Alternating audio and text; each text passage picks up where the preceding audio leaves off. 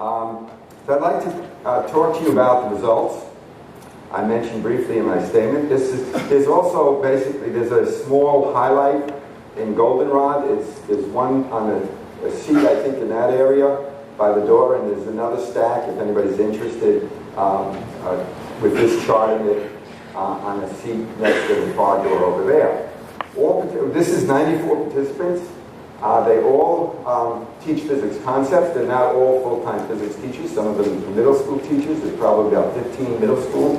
I accept up to 5 middle school teachers each year out of the 24. I only accept 5 to 7 physics majors. These are not my real target audience, but people I do care very much about, especially physics majors. We've had 3 PhD physics people in our course. And I will only accept those if they're within their first 5 years of teaching them. After that, they're too calcified. So, of the 94 teacher participants, you can see that they're, well, this is a half empty and a half full cup, isn't it? Of the 94, their pre-test score was 28 right out of 43, about 64%. That's surely a half empty cup to me. My students. This is probably, when I look at my students, my students' composition is 2/3 standard class and 1/3 is honors physics class. I don't exclude my AP kids when I do this kind of look at.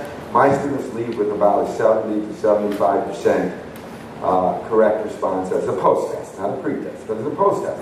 Surely we would hope that the physics teachers in front of our physics students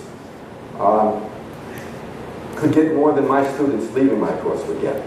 So there's surely a half empty. The half full point is, after taking a course of this format, 60 hours with a strong physics education research pedagogy behind it,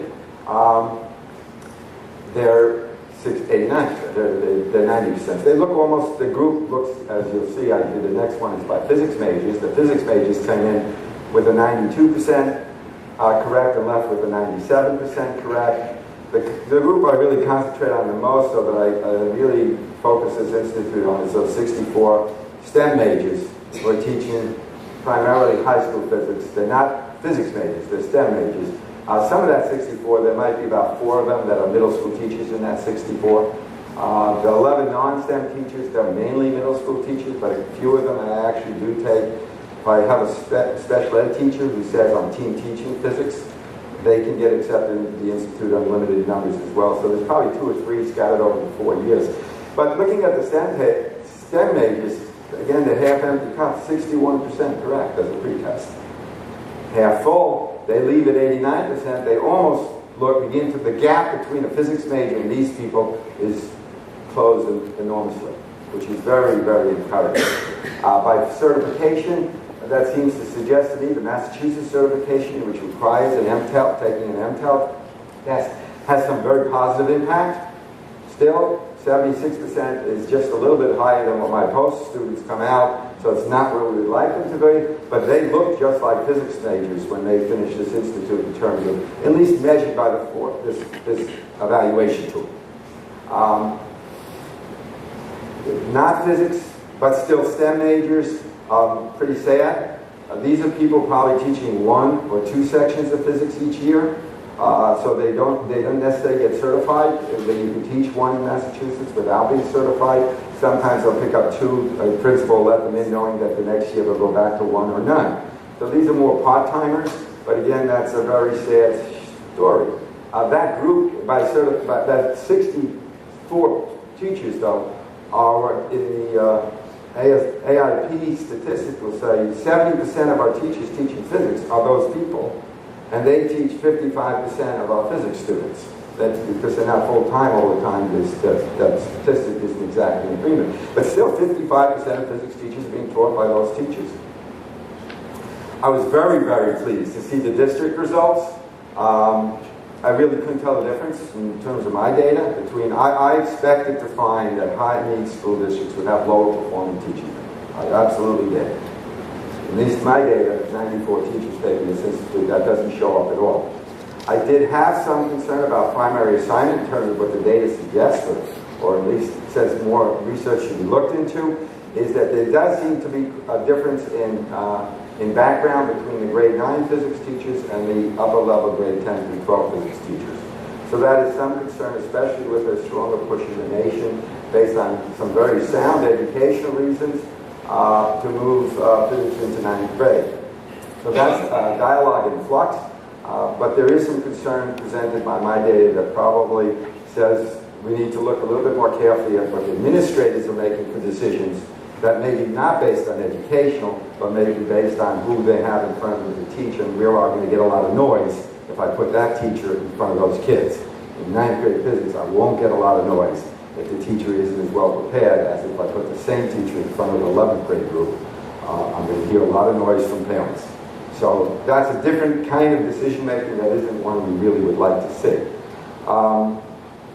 The next slide is the numbers aren't large, but they're encouraging in what it's saying. Kathleen Burden is, when I was an Einstein Fellow, one of the people I worked in the Mass Science Partnership. I presented 2 years ago a similar talk. I only had about 40, and it was 40 at that time, so I'm up to N equals 94 now. When I add the next group, we'll have about 120 or 115. But she said, that looks really good. That's impressive gains. They're really very nice. She says, but do they retain the knowledge? I said, I don't know. I never tested it. Good question.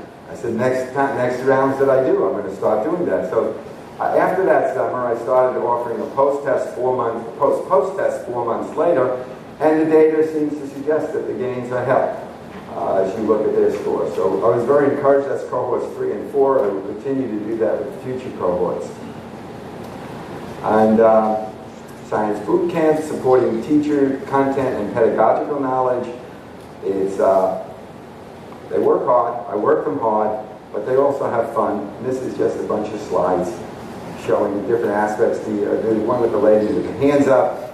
Not everything is technology. She was running up a flight of stairs. I think that's at UMass, at Tufts University, across from the physics building is a flight of stairs, and they're finding out how many times you have to run up that flight of stairs to burn off the calories of a Snickers bar. It's a study of power, and following our study of work and energy.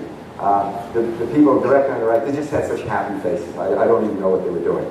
But they just had such happy faces. I included another person doing a formal ILD using video capture with projectile motion.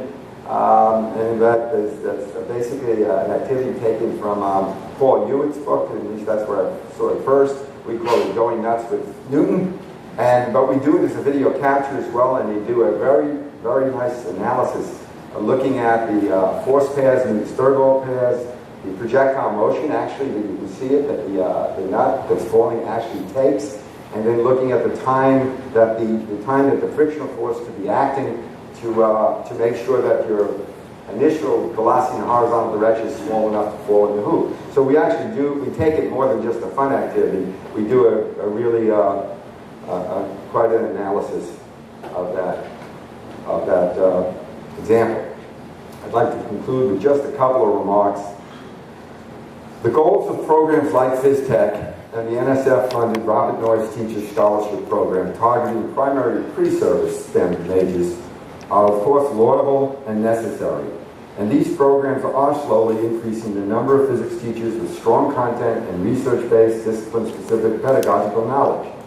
However, still, approximately 70% of teachers responsible for teaching 55% of our students, as my data suggests, are in desperate need for quality in-service physics professional development. Our message to policymakers at state, federal, and university levels is to look to increase resources and opportunities in support of programs like the AAPT Physics Teacher Resource Agents Initiative and the Arizona State University Modeling Institute and other programs that are fostering deeper content knowledge that are directly connected to the work that teachers have to do and presented in an instructional model and format that honors the rich history of physics education research. Thank you.